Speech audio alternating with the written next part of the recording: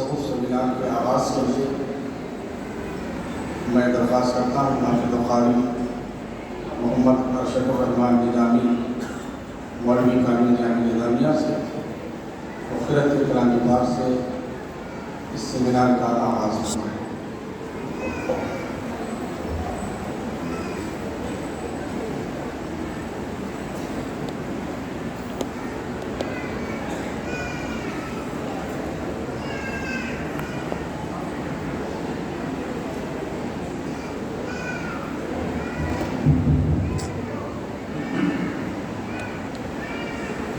أعوذ بالله من الشيطان الرجيم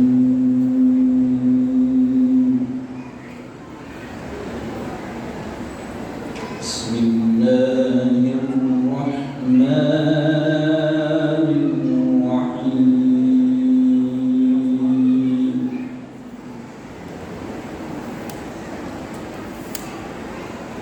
ألم نشرح لك صدرك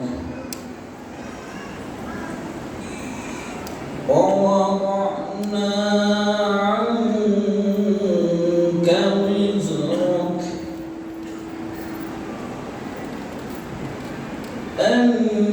الذي أنقض ظهرك ورفعنا لك ذكرك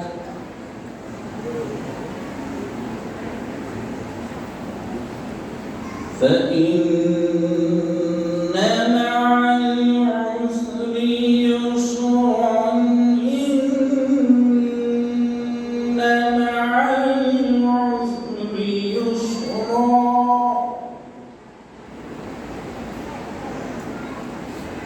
فإذا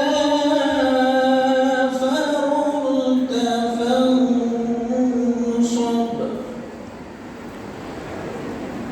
وإلى ربك فارغب آمنت بالله وصدق الله العظيم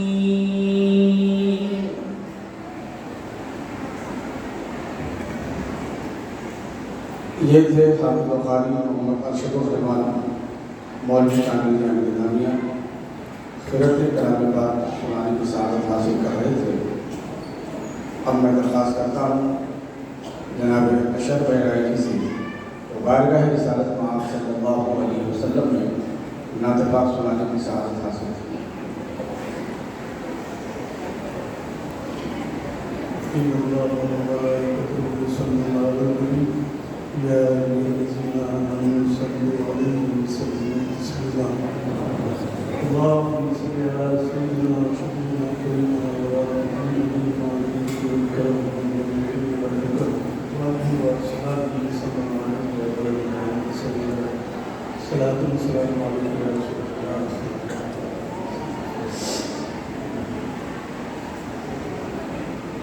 سرتابا قدم ہے تنے سلطان زمن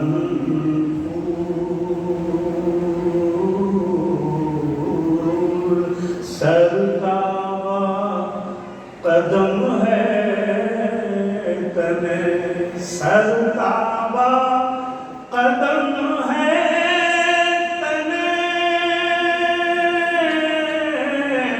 سلطان زمن پھول لب پھول دہن پھول زخن پھول بدن پھول لب پھول دہن پھول زخن بدن دل کا بھی ہمارے تو ہلائے نہیں ہلتا دل کا بھی ہمارے تو ہلائے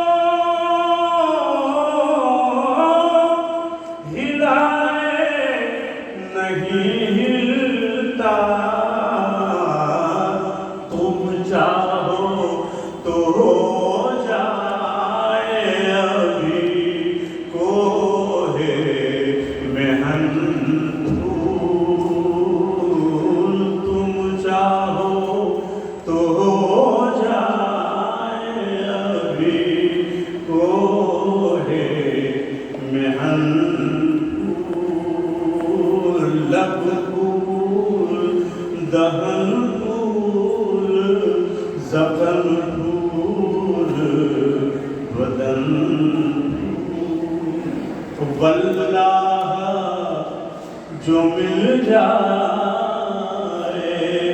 میرے گل کا پسینہ، واللہ جو مل جائے میرے گل کا پسینہ، واللہ جو مل جائے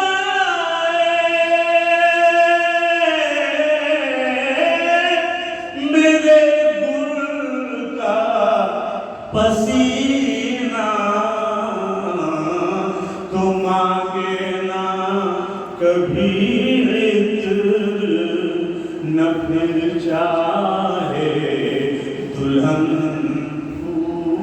پھول، لب پھول دہن پھول، زبن پھول بدن پھول، اور کیا بات رضا اس چمنستان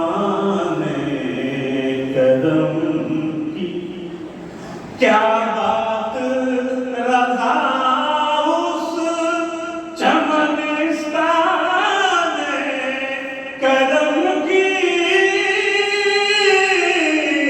کیا بات رضا اس چمنستان کرم کی، زہرا ہے کلی جس میں حسین اور حسن پھول، زہرا ہے کلی جس میں حسین اور حسن پھول، لب پھول دہن پھول، زخم پھول بدن پھول۔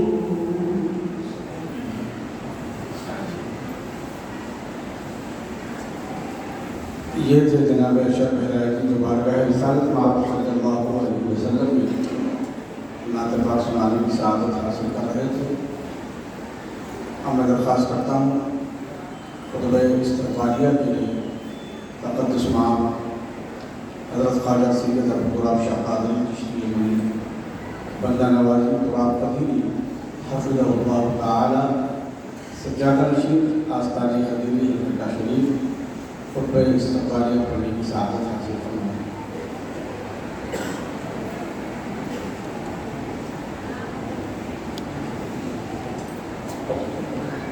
نحمدہ ونصلی علی رسول الکریم، اما بعد، اعوذ باللہ من الشیطان الرجیم۔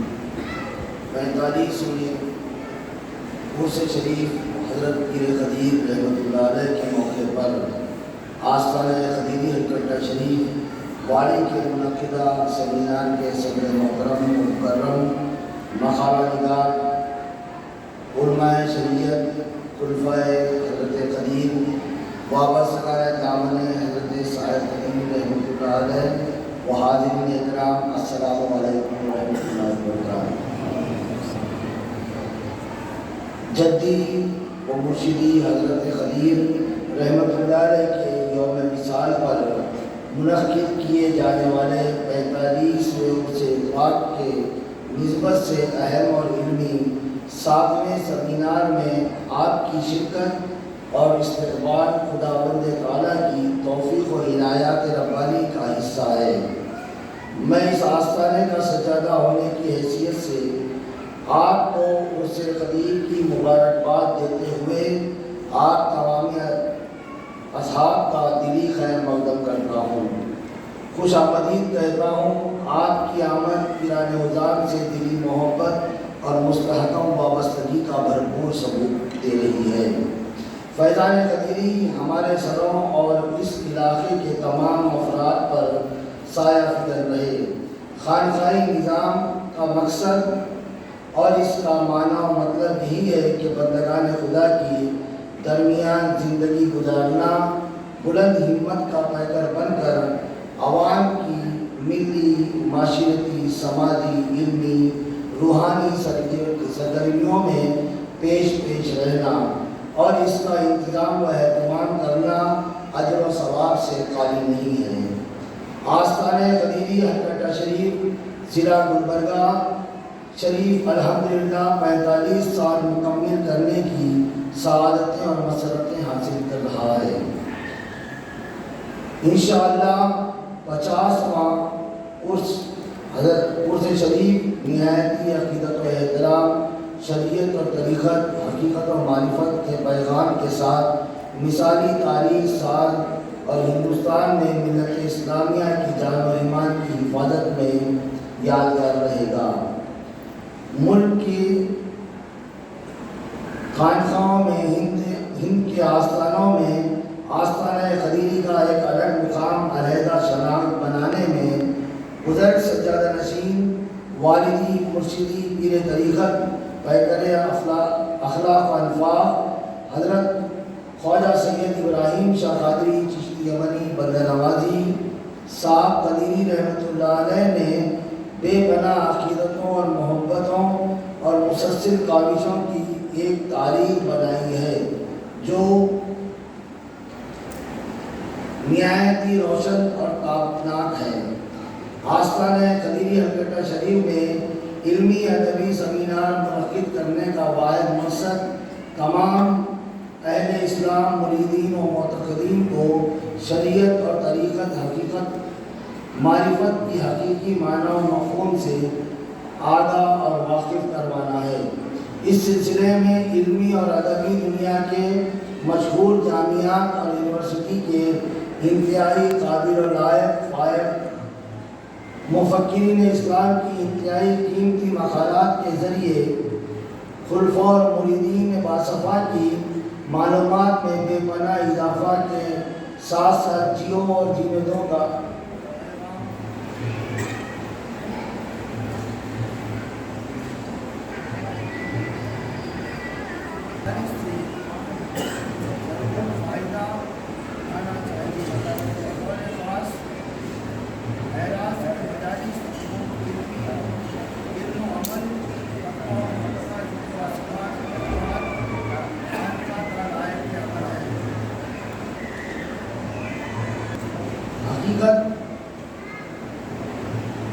یہ ہے کہ ایسے مجالس سے ضرور فائدہ اٹھانا چاہیے۔ بطور خاص اعراض کے مجالس کو علم و عمل، تقویٰ و فتویٰ، ذکر و اذکار، اشغال خانقاہ کا لائق عمل ہے۔ مرکز خانقاہ ہرکٹہ میں مریدین و وابستگان، خلفاء اکرام اور بیرون ریاست کی شرکت کرنے والے مشائخین کا استقبال اور ان کی علمی، تحقیقی، روحانی فیض و برکات کا ایک بہترین ذریعہ اور وسیلہ ہے۔ اللہ تعالی ہم تمام کی حاضری کو بطفیل پیران نظام قبول و منظور اور سلسلہ فیض و برکت کا وسیلہ بنائیں۔ آج ہرکٹہ شریف میں جو سیمینار منعقد ہوا جا رہا ہے، اس میں بہترین معلوماتی، ایمانی، روحانی، اصلاحی موضوعات پر انشاءاللہ تعالی مقالہ پڑھا جائے گا۔ علمی اور ادبی خانقاہی نظام کے پس پردہ اور سند یافتہ معتبر قلم کاروں کو دعوت مقالہ دی گئی ہے۔ آج کے معزز مقالہ نگاروں میں دیار بند نواز سے حضرت مولانا پروفیسر ڈاکٹر محمد عبدالحمید اکبر صاحب قادری، خلیفہ مجاز سلسلہ قادریہ، ادیب و شاعر، تعلیم و تحقیق کے ماہر، صدر شعبہ اردو فارسی خواجہ بندہ نواز یونیورسٹی نے سیمینار میں شرکت اور مقالہ خوانی کو قبول فرماتے ہوئے متعلقہ موضوع پر اپنا مقالہ تحریر کیا ہے، جسے سن کر اس بات کا احساس و اندازہ ہوگا کہ مقالہ نگاری میں وقت قلم کی سیاہی اور خون دل کی سرخی سب ملا دینا پڑتا ہے۔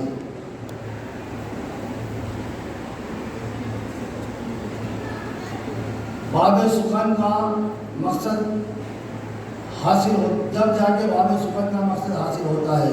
سمینار کے دوسرے معزز مخارہ نگار سرچشمہ فیضان تقدس معاد حضرت افضل الدین جنیدی صاحب پورا مقالہ پیش فرمانے کے لیے آنے والے تھے، مگر ایسا عظیم ثانیہ رحلت فیاض دورہ سراج الدین تاج الدین جنیدی صاحب پورا کا 12 محرم کو ہوا ہے۔ ہم تمام اہل سلسلہ آپ کے غم میں شریک ہیں۔ حضرت کے مراتب روحانی کو بلند فرمائے، موجودہ سجادہ رشید کی حیات بلند فرمائے اور انہیں فرمائے، زمینی آسمانی بلائیوں اور صحت کو محفوظ فرمائے۔ ہم تمام اہل سلسلہ کے غم میں شریک ہیں، اور ان کے بجائے میں عبدالباری ساجد نظامی کو آپ کے مقالے کے کچھ صفحات پڑھ کر سنانے کی سعادت حاصل کرنے کے لیے کہا ہوں۔ اس سیمینار کے تیسرے مقالہ نگار حافظ و قاری مولانا سید زبیر ہاشمی نظامی مولوی کامل جامع نظامیہ استاد جامع نظامیہ کا خانوادہ دکن کی علمی ادبی روحانی اصلاحی خدمات کے حوالے سے جانا جاتا ہے، اور قدیم روزنامہ سیاست میں بحیثیت خصوصی مذہبی سپلیمنٹ انچارج صحافی نامہ نگار خدمت جاری ہے۔ آپ حضرت مولانا قاضی سید رؤوف علی قادری ملتانی صاحب صدر مدرس دارالعلوم کورنبیٹ ضلع محبوب نگر کے صاحبزادے ہیں۔ تحقیقی مقالہ لکھنے میں اور پڑھنے کا شرف آپ کو حاصل ہے۔ آپ تمام حضرات ان بزرگوں کے علمی اور روحانی اعتبار سے بلند و بالا دین و مشرق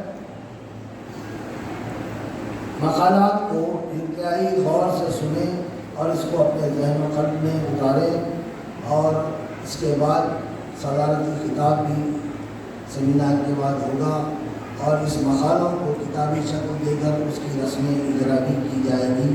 وآخر دعوانا الحمدللہ رب العالمین۔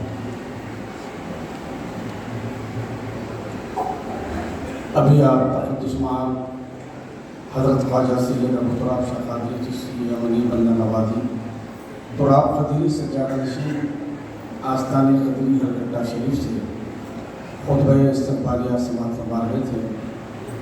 بغیر کسی تاخیر کے آج کے ہمارے سیمینار کے پہلے مقالہ نگار جو بزبانی انگریزی میں پڑھنے کی سعادت حاصل کریں گے، میں درخواست کرتا ہوں محترم علی جناب فخر النظیر شاہ قادری القدیری بنگلور سے کہ وہ تعلیمات غوث اعظم پر اپنا مقالہ سنانے کی سعادت حاصل کریں۔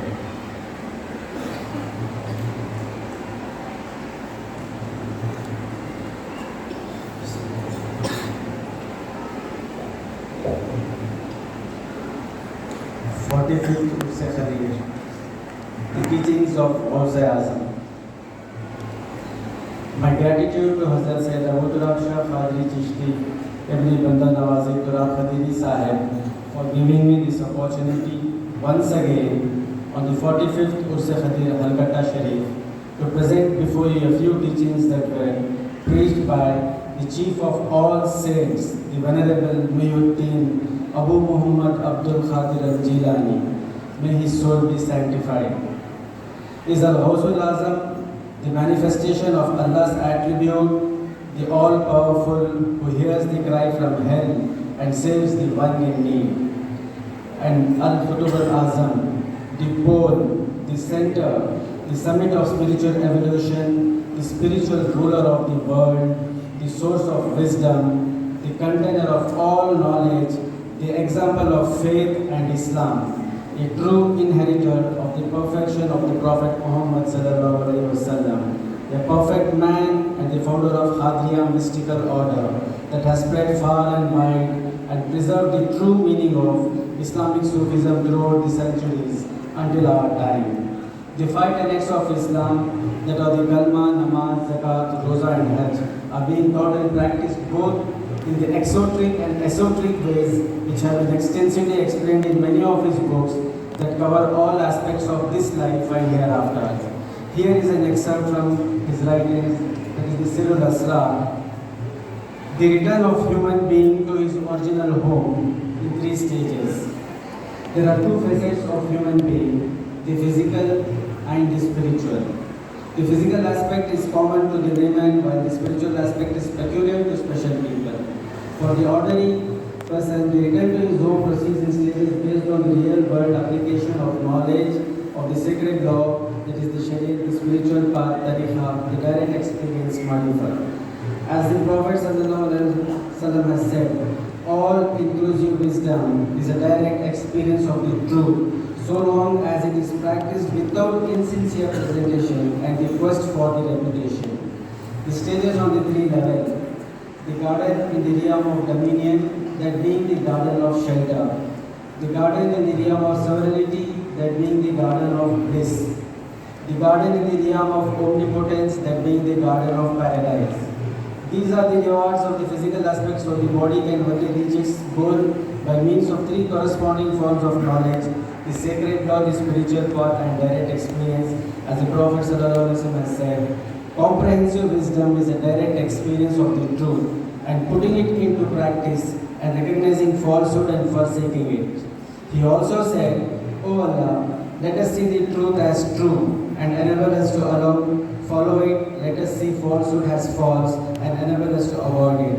And if someone knows himself, he knows his Lord and his Creator and complies with his command. In the case of special human being, his destination is nearest to Allah and his return is by means of knowledge of reality, that is haqiqat. That being the affirmation of oneness, Tawheed, in the realm of divinity, Lahu. By means of his regular practice, he can experience this nearness during his life in this world, whether he is asleep or awake.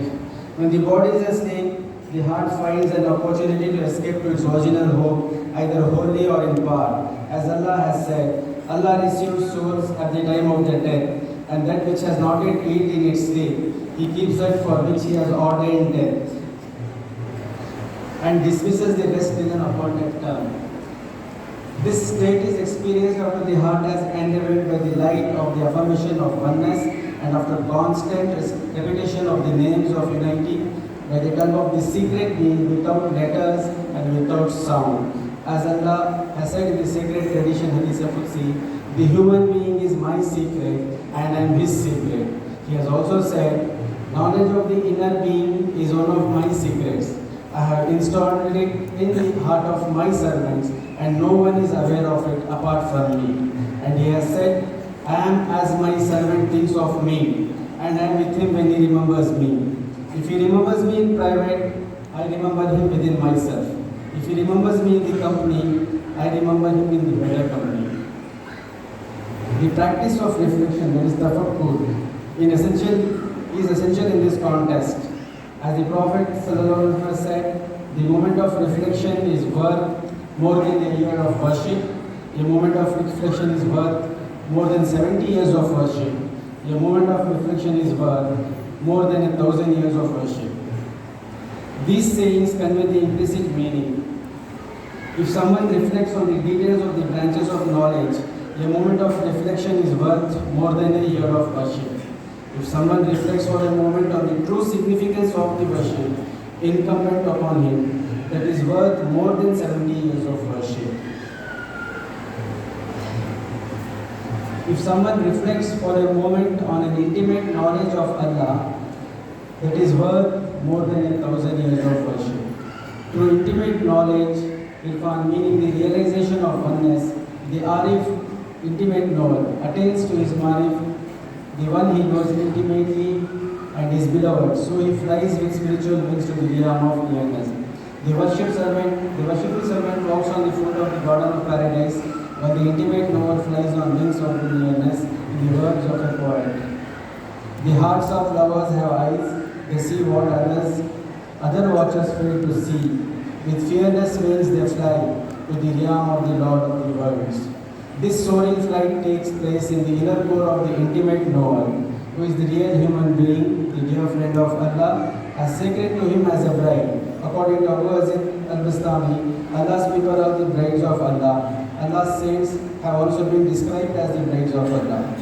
The point is that these brides are secluded by the veil of intimacy, visible to no one but Allah. In the sacred tradition, Hadith al-Qudsi has said, "My saints are underneath my gown. No one is aware of them apart from me. All that people notice about the bride is the beauty of her outward appearance." According to Yahya ibn Mu'az al-Razi, the saint is the perfume of Allah upon the earth. The champions of the truth detect its fragrance, its scent reaches their hearts, so it makes them yearn for their master. The devotion to worship increases in proportion to the annihilation of their ordinary natures, because nearness increases as extinction increases. The saint becomes extinct to this worldly condition and survives by witnessing the truth. He retains no personal violation, has no residence with anyone other than Allah. He has charismatic powers at his disposal, but he stays aloof from them because he sees what others do not see and regards divulging the secret of lordship as an act of infidelity. As we read in the book on Al-Mursal, all those endowed with charismatic powers are veiled from sight. For such men, the charismatic power is the form of menstruation. The saint has 1,000 stages to traverse. The first of them being the gate of charismatic powers. If he passes beyond it safely, he can reach the other stages, but if not, he can make no further progress. The second section, the reduction of the human being to the lowest of the low. Allah created the Holy Spirit in the finest formation in the realm of divinity, Lahore. Then he wished to reduce it to the lowest of the low for the purpose of increasing intimacy and nearness. In a sure abode in the presence of a king all-powerful, that is the station of the saint and the prophets, he sent it down first to the realm of omnipotence, Jabrut, and with it he sent the seed of the affirmation of oneness, Tawhid. He endowed it with the radiance of that realm and clothed it with the appropriate attire. Then when he sent it down the realm of dominion, Mulk, he created for it a material raiment, meaning this coarse body, so that the realm of dominion would not be scorched by it. In the context of the realm of omnipotence, Jabrut, the spirit is called a royal spirit. In the context of realm of sovereignty, Malkut, it is called traveling and feeling knowing spirit. In the context of the realm of dominion, Mulk, it is called a physical spirit. The purpose of its coming to the lowest realm is that it should gain extra nearness and degree of progress by means of heart, qalb, and mold, qalam. The seed of affirmation of oneness is planted in the ground of the heart, so that the tree of oneness will grow there with its root firmly established and its branches bearing the fruits of oneness in the atmosphere of joy. For the good pleasure of Allah, the seed of the sacred law is also planted in the ground of the heart, so that the tree of the sacred law will grow there, bearing the fruits of degree of progress. Allah commanded all the spirits to enter the physical body, so He allotted each one of them a place therein. The place of the physical spirit is between the flesh and the blood. The place of the Holy Spirit is the innermost being. Each of them has a shop in the dawn of existence, as well as goods, profits, commerce that is always lucrative both secretly and openly. They hope for a commerce that will never be unprofitable. It is therefore obligatory on every human being to know and understand his business in the sphere of his existence, because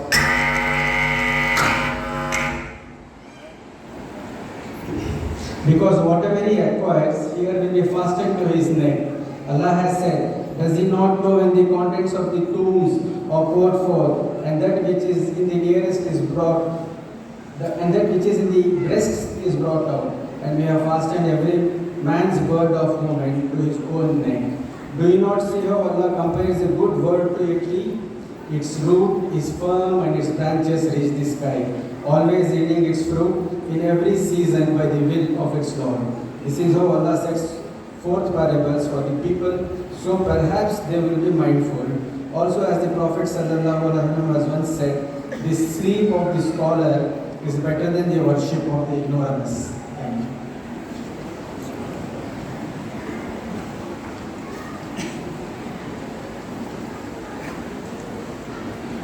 یہ تھے محترم جناب مرزا فخر النذیر شاہ قادری الخدیری بنگلور تعلیمات غوث اعظم پر اپنا مقالہ بزبان انگریزی سنانے کی سعادت حاصل کر رہے تھے۔ عزیزان محترم، جیسا کہ آپ جانتے ہیں کہ صدیوں سے وقفے سے سرکار دو عالم صلی اللہ علیہ وسلم کی شان رسالت میں گستاخی کی جاتی ہے۔ جب جب گستاخی کی گئی، علماء اہل سنت، ہمارے اکابرین مشائخین طریقت اس کا جواب دیتے رہے، اور حال ہی میں چند مہینوں سے ہندوستان کی سرزمین پر مختلف جگہوں پہ شان رسالت صلی اللہ علیہ وسلم میں گستاخی کی گئی، مختلف باتیں بیان کی گئی۔ اسی کو مد نظر رکھتے ہوئے آج کے سیمینار میں ایک عنوان تحفظ ناموس و رسالت صلی اللہ علیہ وسلم قرآن و حدیث کی روشنی میں رکھا گیا، جس کو پڑھنے کی سعادت حاصل کریں گے پروفیسر ڈاکٹر محمد عبدالحمید اکبر صاحب اللہ، صدر شعبہ اردو فارسی گلبرگہ یونیورسٹی۔ آپ کا عنوان ہے تحفظ ناموس و رسالت صلی اللہ علیہ وسلم قرآن و حدیث کی روشنی میں۔ میں آپ سے درخواست کرتا ہوں تو اپنا مقالہ پڑھنے کی سعادت حاصل کریں۔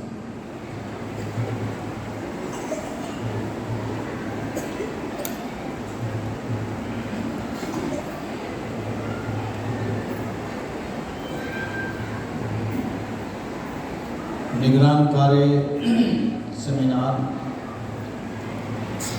روح روانے سیمینار، حضرت سید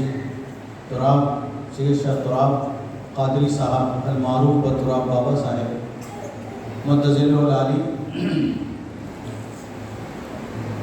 حضرت شیخ بہاؤالدین صاحب نقشبندی محمد فیوز ظہور، حضرت مولانا فصیح الملت فصیح الدین نظامی صاحب قبلہ دامت برکاتہم العالیہ، اور آج کے مقالہ نگار حضرات، علماء اعظام، صوفیان کرام، مشائخین اعظام، زائرین حضرت آستانہ قدیریہ، خواتین و حضرات، السلام علیکم ورحمۃ اللہ وبرکاتہ۔ جیسا کہ آپ نے ابھی سماعت فرمایا کہ حضور پاک صلی اللہ علیہ وآلہ وسلم کی ذات اقدس کی گستاخیاں یہ سمجھ نہیں رہے ہیں کہ ہستی کون ہے، کیا ہے،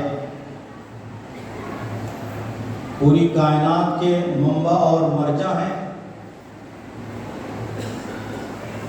ساری دنیا کو اور دنیا میں زمینی آسمانی مخلوق خدا کے سوا جو کوئی ہے وہ سب ہمارے اور آپ کے سرکار صلی اللہ علیہ وسلم کے صدقے میں بنے۔ اللہ تبارک و تعالی کائنات کو اس لیے بنایا کہ یہ پوری کائنات اور یہ پوری مخلوق دیکھ لے کہ میں اپنے نبی کو کتنا چاہتا ہوں،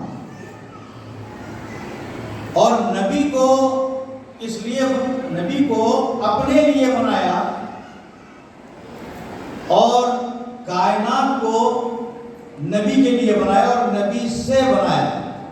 تو پوری کائنات کا تعلق حضور پاک صلی اللہ علیہ وسلم کی ذات والا صفات سے ہے۔ حضرات گرامی، اولیاء کرام، آپ اگر اولیاء کرام کی تاریخ کا مطالعہ کریں،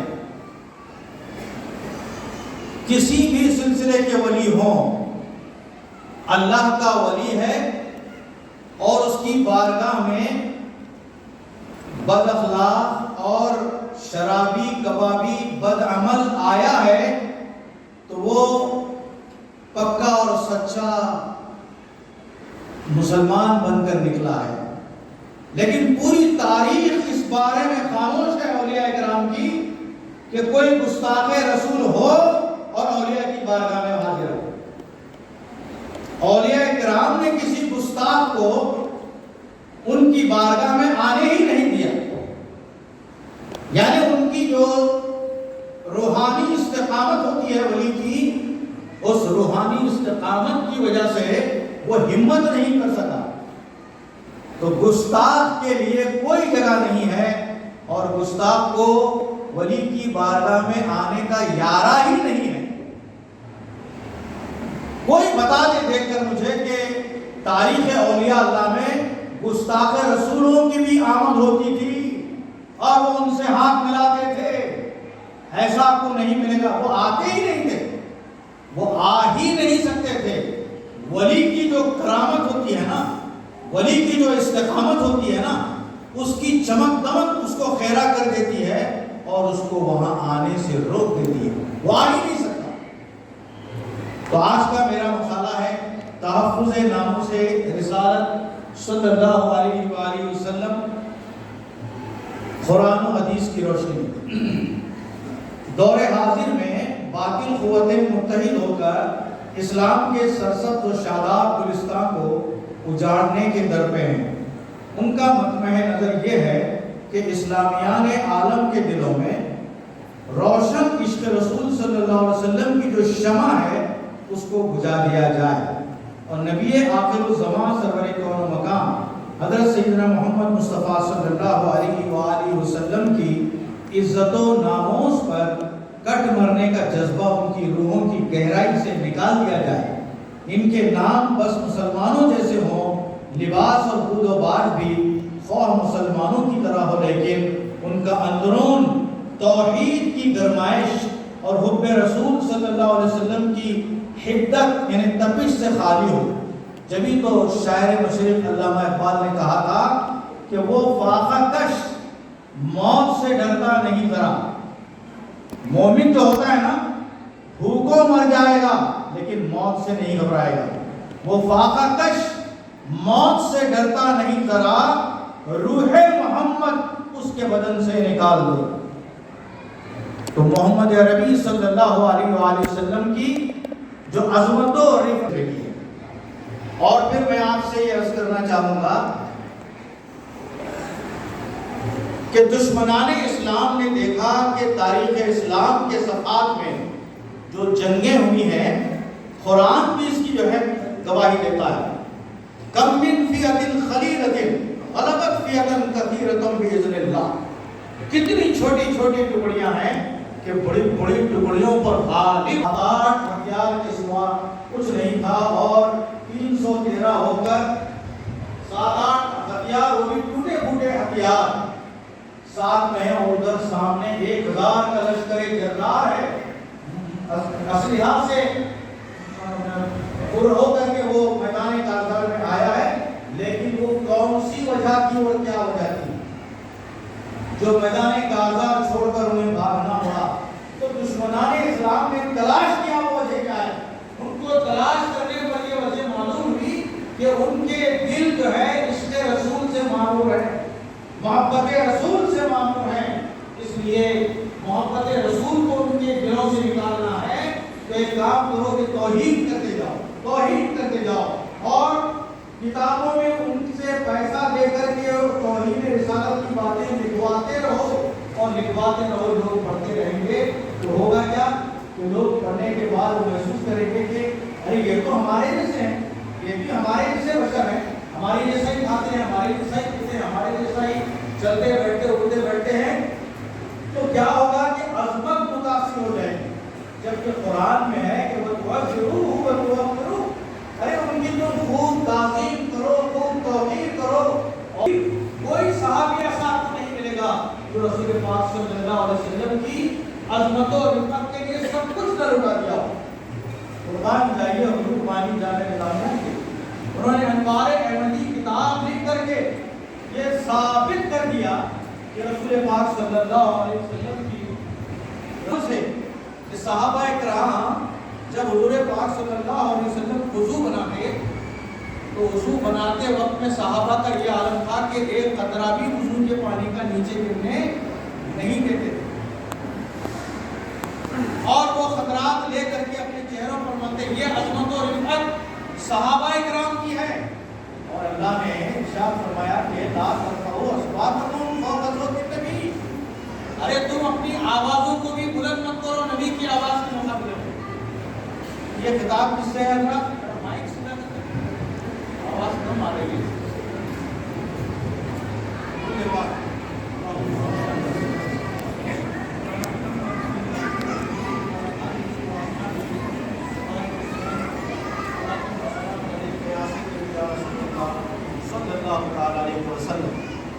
صحابہ کرام رضوان اللہ تعالیٰ علیہ اجمعین کا عشق رسول، عشق مصطفیٰ کو حضور بانی جانا نے انوار محمدی میں جمع کر دیا ہے. قرآن اور حدیث کی روشنی کے ساتھ ساتھ صحابہ کرام کے عمل سے ثابت کر دیا ہے.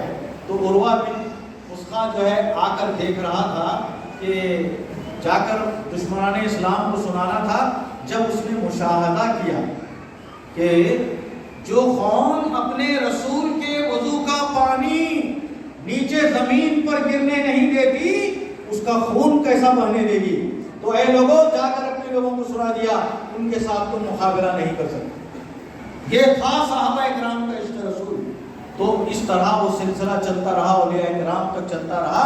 تو دشمنان اسلام نے یہ سوچا کہ اگر ہم ان پر غلبہ پانا چاہتے ہیں، مسلمانوں پر، اہل اسلام پر، اہل حرم پر اگر غلبہ پانے کی ہم ایک ہی وجہ ہم کو ملی ہے، وہ یہ ہے کہ وہ حضور بانی جامع نظامیہ نے نقل کرنا بھی مناسب نہیں سمجھا.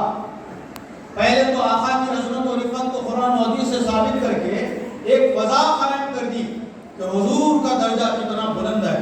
حضور کو انسان تو انسان، جانور بھی کتنا پہچانتے ہیں اور جانور بھی کتنا احترام کرتے ہیں.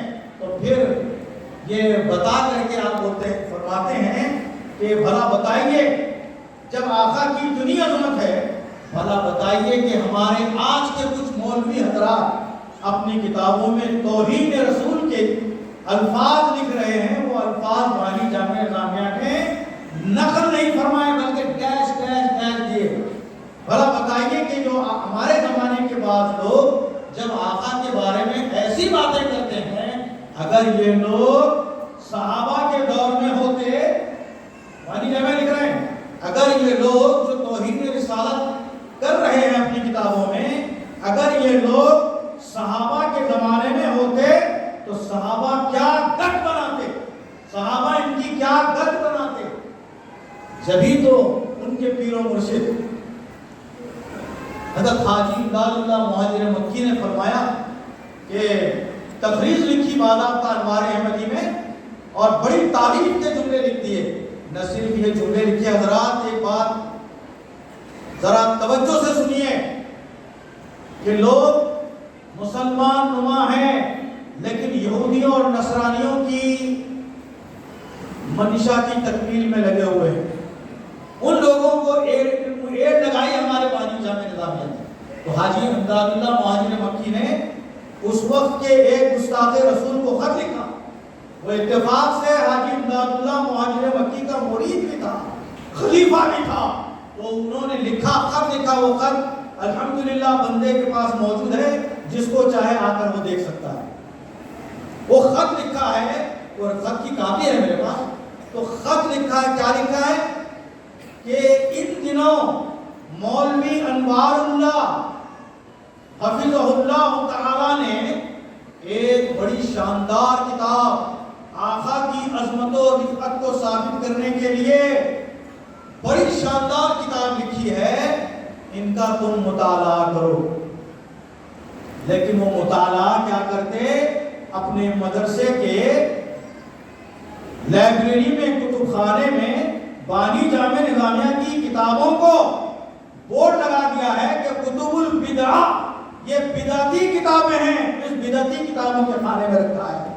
کون نظر کر رہا ہے آج کے زمانے میں؟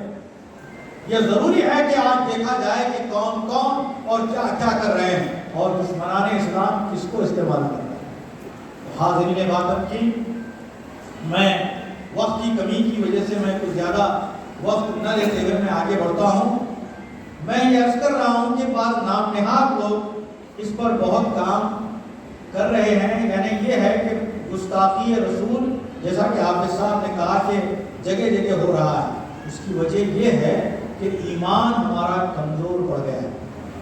ایمان اگر مضبوط ہے، اور وہ میں کہہ رہا ہوں کہ عام آدمی کو وہ کام کرنے کی ضرورت نہیں ہے، عام آدمی is not authorised to do, کیا عمل کرنا ہے وہ کام عام آدمی نہیں کر سکتا، حکومتوں کا کام ہے۔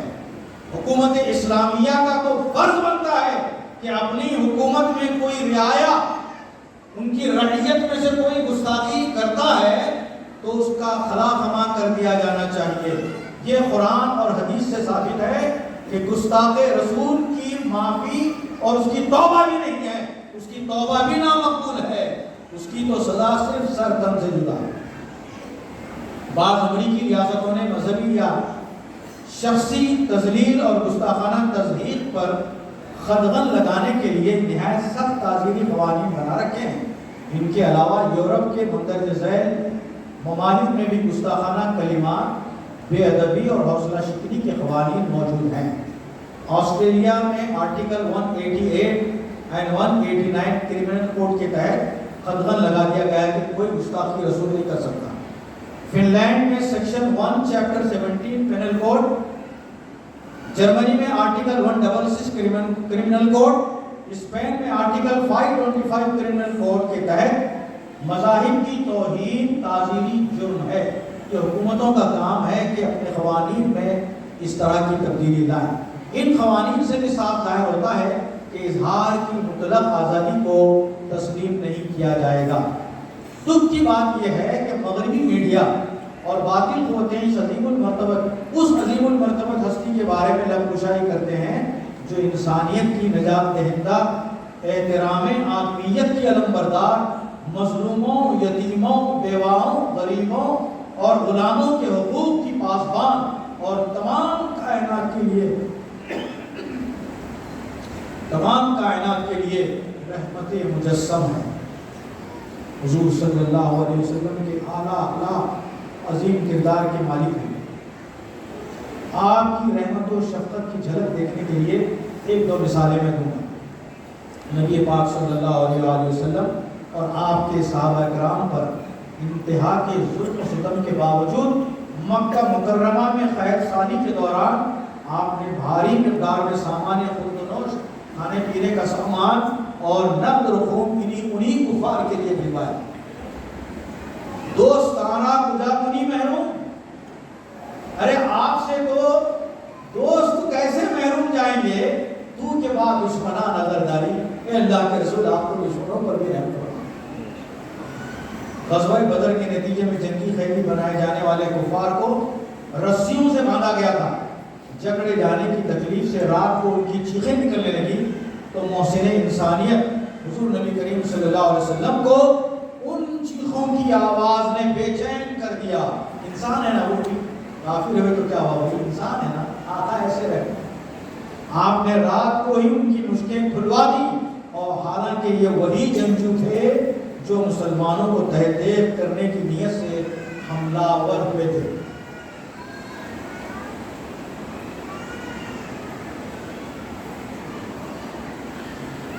غزوہ بدر میں فتح حاصل کرنے کے بعد کاشان نبوت مدینہ منورہ میں جنگی قیدیوں کو قتل کرنے کا مشورہ سامنے آیا تو محسن انسانیت حضور نبی کریم صلی اللہ علیہ وآلہ وسلم نے اپنی رحمت للعالمین کا ثبوت دیتے ہوئے ان کو معمولی سے ہدیے پر چھوڑنے کا حکم دیا۔ جو ہدیے دینے کی استطاعت نہ رکھتے تھے انہیں اہل مدینہ کو تعلیم و تدریس کے صلے میں رہائی کا پروانہ بھی مل گیا۔ بنو حوازن کے 6000 قیدی نبی رحمت کے ایک اشارے پر رہا کر دیے گئے۔ آپ چاہتے تو ان کو مستقل طور پر غلام بنا لینے یا ان کا سر خلق کر دینے کا حکم بھی دے دیتے، لیکن ایسا نہیں ہوا۔ حضور نبی کریم صلی اللہ علیہ وآلہ وسلم ہمیشہ اپنی ذات پر ہونے والے جرائم اور گستاخیوں کو آپ نے معاف فرما دیا۔ ابو لہب نے جب آقا کی گستاخی کی تو آقا نے جواب نہیں دیا، اللہ نے جواب دیا۔ तब्बत यदा अबी लहब। तो हुजूर की तौहीन करने वालों का जवाब देना ये सुन्नत इलाहिया है। और हुजूर का अमल है, वो उनकी तखसीस है, उनका खासा है कि वो माफ़ करते हैं, हर एक को माफ़ करते हैं। हुजूर अकरम सल्लल्लाहु अलैहि वसल्लम का इरशाद फैज़ बुनियाद है, तुम में से कोई उस वक्त तक मोमिन नहीं हो सकता जब तक कि मैं उसके नज़दीक, उसके बाद, उसकी औलाद और सब लोगों से ज़्यादा महबूब ना हो जाऊँ। बुखारी शरीफ की वजह से नबी करीम सल्लल्लाहु अलैहि वसल्लम की इज़्ज़त व नामोस और वक़ार की हिफाजत हम पर नबी करीम सल्लल्लाहु अलैहि वसल्लम का अहम हक है हम पर, जिसे हर हाल में बजा लाना ये दीनी फरीज़ा है। कुरान मजीद ने जा बजा बारगाह नबूवत के आदाब सिखाए हैं और फिर उनकी हिफाजत का तरीक़ा भी बयान किया है, तहफ़्फ़ुज़ का तरीक़ा भी बताया है। कुरान मजीद में बिस्मिल्लाहिर्रहमानिर्रहीम इन्नल्लज़ीना युज़ूनल्लाह व रसूलहु लअनहुमुल्लाहु फ़िद्दुनिया वल आखिरह व अअद्द लहुम अज़ाबन मुहीना। बेशक जो अल्लाह और उसके रसूल को तकलीफ देते हैं उन पर अल्लाह की लानत है, दुनिया में भी और आखिरत में भी, और अल्लाह ने उनके लिए ज़िल्लत वाला अज़ाब तैयार कर रखा है। सूरह अल-अहज़ाब। दूसरे जगह सूरह बकरा में अल्लाह ताला का इरशाद है कि या अय्युहल्लज़ीना आमनू ला तक़ूलू राइना व क़ूलू उन्ज़ुरना वस्मऊ वलिल काफ़िरीना अज़ाबुन अलीम। ऐ ईमान वालो, राइना मत कहो, यूँ अर्ज़ करो कि हुजूर हम पर नज़र करम फरमाएं, और पहले ही से गौर से सुना करो, और काफिरों के लिए दर्दनाक अज़ाब है। तो सहाबा किराम के साथ यहूदी मुनाफिकाना तौर पर मुसलमान भी होते थे, इस्लाम को नुकसान पहुंचाने के लिए मुसलमान भी होते थे, लेकिन आका के दरबार गोहरबार में आकर बैठते और रायना का लफ्ज़ कहा। फिर रायना जो है, अगर नस्ल कुफर नबाशत, राइयुन के माना है चरवाहा, ना ज़मीरे मुतकल्लिम है, जमा ज़मीर मुतकल्लिम है, ऐ हमारे चरवाहा, अस्तग़फिरुल्लाह माअज़ल्लाह। लोगों में जाकर अपने दोस्तों में कहते कि देखो हमने ऐसा कह के आया, लेकिन याद रखिए उसका जवाब ना हुजूर ने दिया ना सहाबा ने दिया। सहाबा तो इशारे अबूए रसूल के मुंतज़िर होते, अल्लाह ने आयत नाज़िल फरमाई। किसको? भाई रायना तो उसने कहा था ना, लेकिन अल्लाह के रसूल खामोश हैं, तो अल्लाह उन सहाबा से फरमा रहा है। भाई सहाबी रसूल ने तो जो फरमाया था उसको तो छोड़ दिया, लेकिन वहां जाकर के नकल जो किया वो गलत तौर पर किया गया है। हमारे चरवाहे बोलकर हम उनको पुकार रहे थे, अस्तग़फिरुल्लाह माअज़ल्लाह।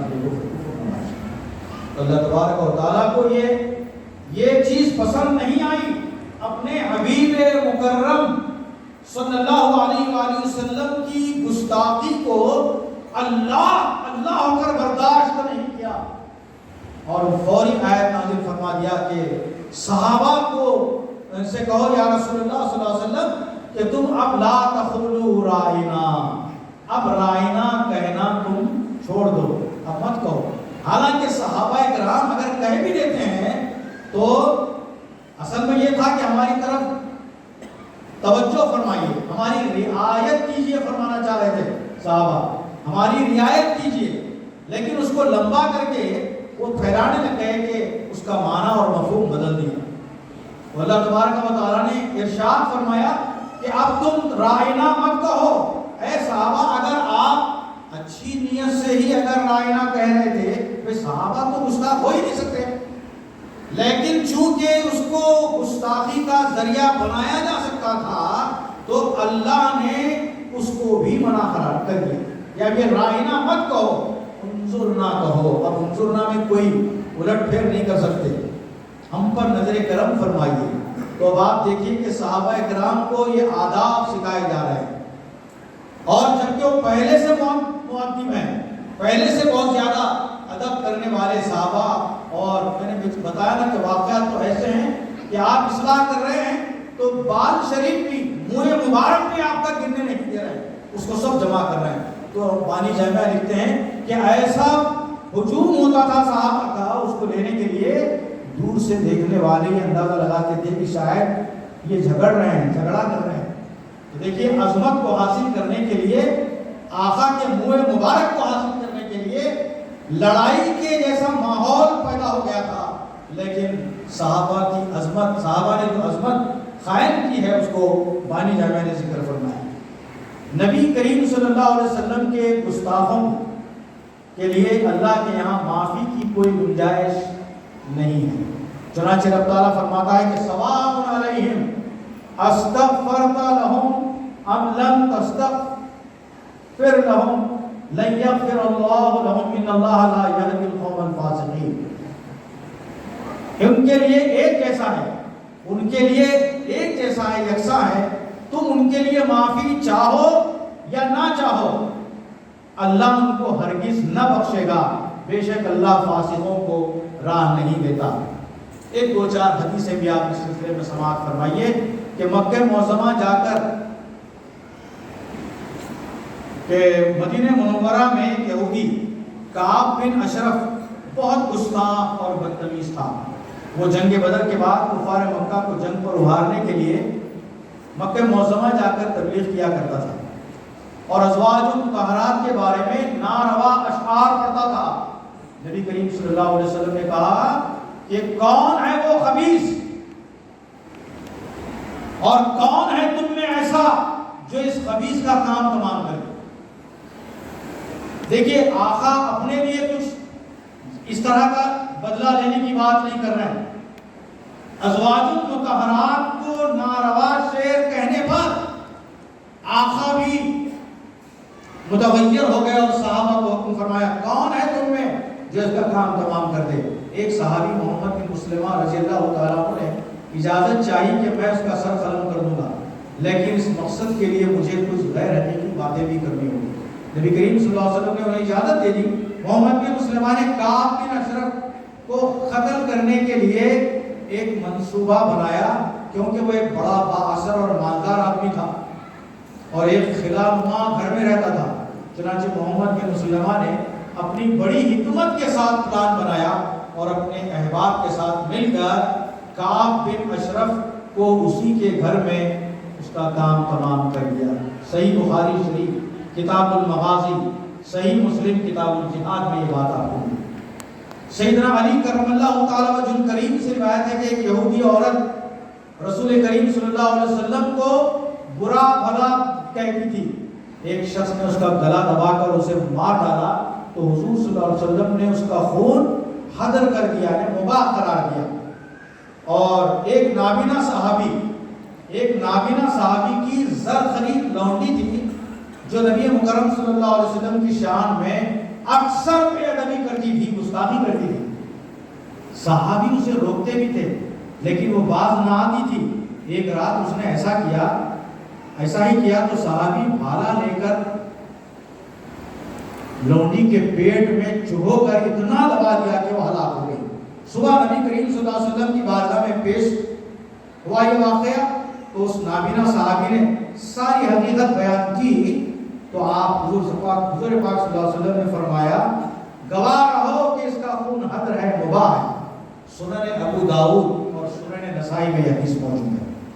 سیدنا علی کرم اللہ تعالی وجہ الکریم سے روایت ہے کہ رسول کریم صلی اللہ علیہ وسلم نے فرمایا جو بندہ انبیاء کو گالی دے اسے قتل کیا جائے، جو میرے صحابہ کو گالی دے اسے کوڑے لگا دیے جائیں۔ کتاب الشفاء جلد 2۔ سیدنا فاروق اعظم رضی اللہ تعالیٰ عنہ کے زمانے میں مسجد کے ایک پیش امام نماز میں ہمیشہ سورہ عبسہ و تولّیٰ کی تلاوت کرتے تھے۔ حضور بانی جامعہ نے بھی اس واقعے کو ذکر کیا ہے۔ مختلیوں کی شکایت پر اسے طلب کیا گیا فاروق اعظم کی بارگاہ میں۔ آپ نے پوچھا تم ہمیشہ یہی سورت کیوں پڑھا کرتے ہو؟ وہ کہنے لگا مجھے اس میں لطف آتا ہے۔ کیوں لطف آتا ہے؟ تو کہا اس میں اللہ تعالیٰ نے رسول کو جھڑک دیا ہے، استغفر اللہ معاذ۔ یہ جواب سن کر فاروق اعظم نے اس کا سر قلم کر دیا۔ یہ نہیں دیکھا کہ وہ امام مصلی امامت پر کھڑا ہوا، لیکن اس میں توہین رسول پاک صلی اللہ علیہ وسلم کی کو اللہ کی طرف سے جو مثال کے طور پر متنبہ کیا جاتا ہے، کبھی کبھی ایسا ہوتا ہے کہ متنبہ کیا جاتا ہے، تو اس کو اس نے مانا یوں لیا کہ نبی کو اللہ نے جھڑک دیا اور یہ مجھے پسند ہے۔ کہا یہ کتنی بڑی گستاخی ہے کہ کیوں پڑھا، کیوں بار بار پڑھتا ہے، وجہ بتاتا ہے۔ جب یہ وجہ معلوم ہوئی تو فاروق اعظم نے اپنی عدالت سے یہ فیصلہ کیا کہ اس کا سر تن سے جدا کیا، اور خود کیا۔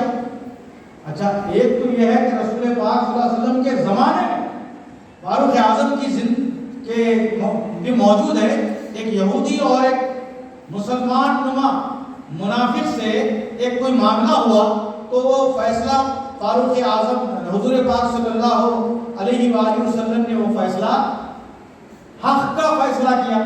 یہ الگ بات ہے کہ حق جو ہے وہ یہودی کے طرف جانا تھا، کسی کی طرف جائے حق تو حق رہے گا۔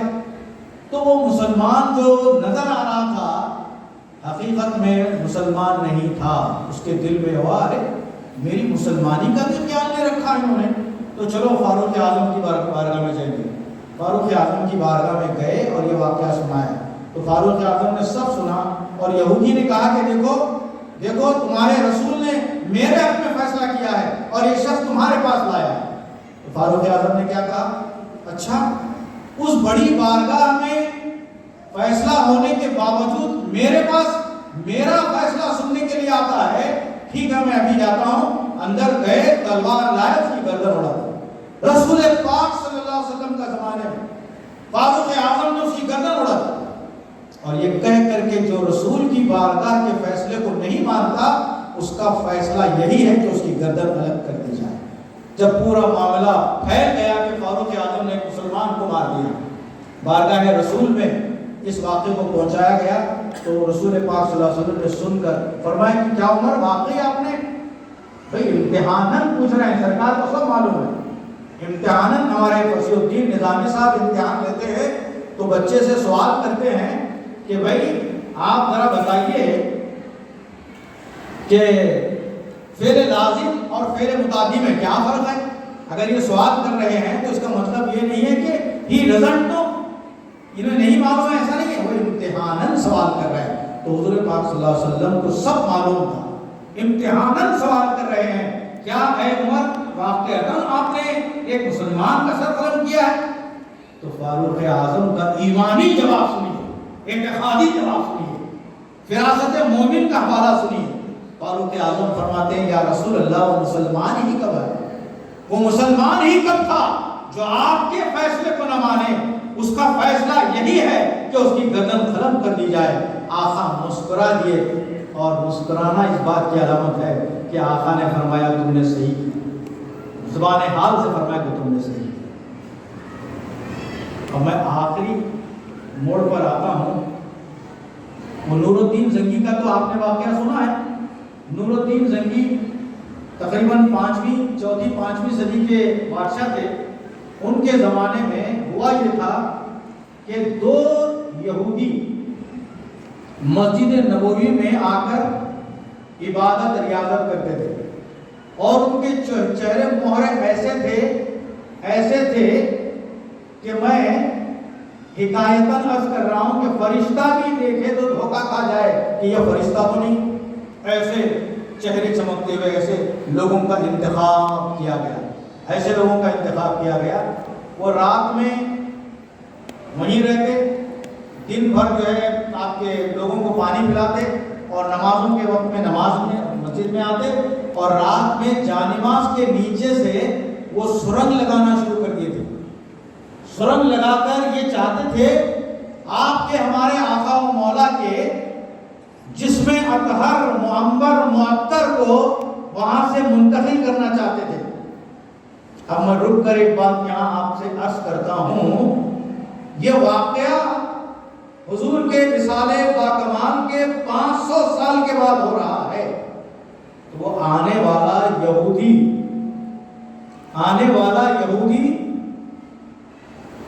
500 سال کے بعد جب آقا کے جسم اطہر کو لینا چاہتا ہے تو اس کا بھی یقین تھا کہ آقا زندہ ہے، آقا کا جسم اطہر محفوظ ہے۔ یہودی کو بھی یقین تھا۔ 500 سال کے بعد آ کر جسد اطہر کو نکالنے کی جو اس کی سازش تھی، اس یقین کے ساتھ کہ وہ رسول اللہ کا جسم اطہر موجود ہے، لیکن وہ مسلمان کس کام کا ہے جو اپنی کتاب میں لکھتا ہے کہ رسول تو مر کر مٹی میں مل گئے، اور اس کو مسلمان سمجھا جائے؟ ہمارے بانی جامعہ وہی لکھتے ہیں، کیا اب بھی ان کو مسلمان سمجھا جائے؟